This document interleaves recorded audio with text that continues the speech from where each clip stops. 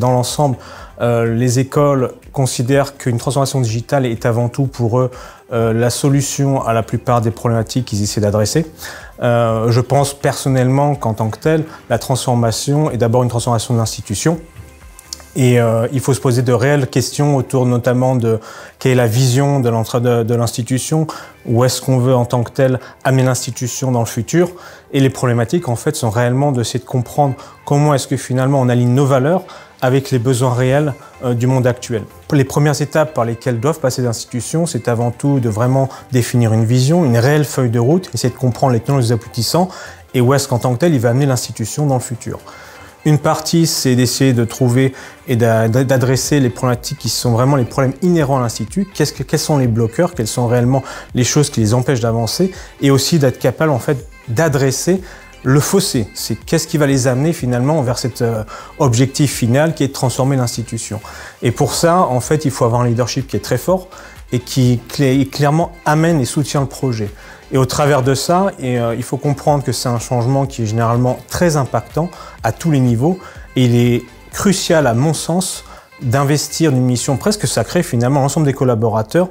afin de co-construire réellement une stratégie qui a du sens et comprendre les enjeux d'une transformation.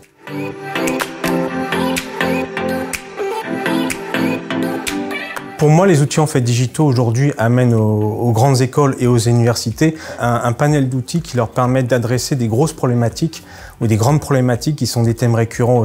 sein des écoles, notamment améliorer les processus ou centraliser ou regrouper les données de manière cohérente, de fluidifier la communication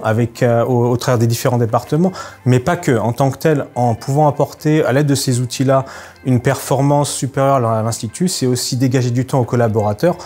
pour pouvoir, en tant que tel, remettre l'humain au centre de la stratégie des écoles. Et pour moi, c'est un grand fondamental et ce que peut apporter en fait les outils digitaux aujourd'hui. Et puis l'engagement entre l'université, les grandes écoles et leurs étudiants est au cœur même en fait de toute bonne stratégie, notamment post-Covid, l'importance de recréer ce lien et de retisser ces liens au niveau entre les étudiants et les instituts, mais aussi entre les étudiants et les étudiants eux-mêmes. Et pour ça, justement, ces outils permettent d'avoir accès plus facilement à l'information, de regrouper l'entièreté d'un individu et de permettre d'accélérer en tant que tel tous les aspects autour des interactions qu'on pourrait créer. Et c'est pour ça que la performance liée aux outils permet de dégager un temps qui est non négligeable aux collaborateurs pour pouvoir réellement créer cet engagement et cette expérience unique qui est une expérience avant tout humaine. Et en fait, il est intéressant de noter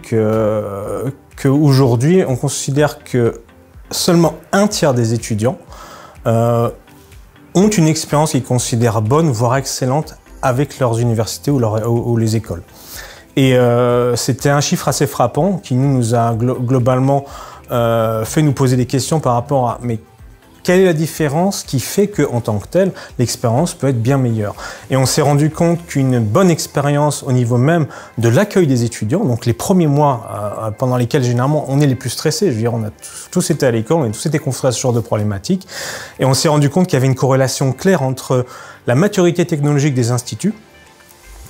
et en tant que telle l'expérience étudiante et la satisfaction des étudiants vis-à-vis de ça.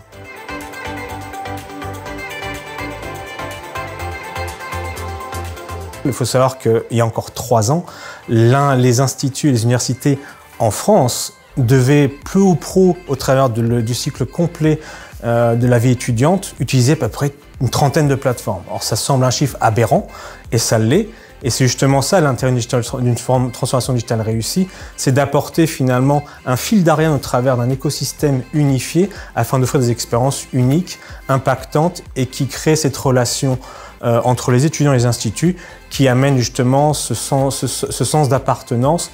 Et tout ça apportera une certaine cohérence dans la mesure où, avec une expérience qui a été exceptionnelle, on sera plus à même, dans le cadre de tout ce qui est autour du lifelong learning, qui je pense est un thème qui est important aujourd'hui, de ramener finalement ces anciens élèves à retrouver ce contact qu'ils avaient eu avec les institutions et, en tant que tel, revenir apprendre au sein même de ces écoles et ces universités. Dans un monde qui est devenu vraiment globalisé, l'expérience en fait est au cœur même de la compétition au sein de ces écoles. Et ça, cette partie-là est vraiment on va dire, le nerf de la guerre presque pour les écoles. Et d'autant plus que beaucoup d'écoles veulent s'internationaliser et de ce fait, elles sont obligées finalement d'atteindre leur cible avec des outils qui leur permettent de combler le fossé qu'il y a entre leur écosystème technologique et les attentes technologiques des futurs étudiants.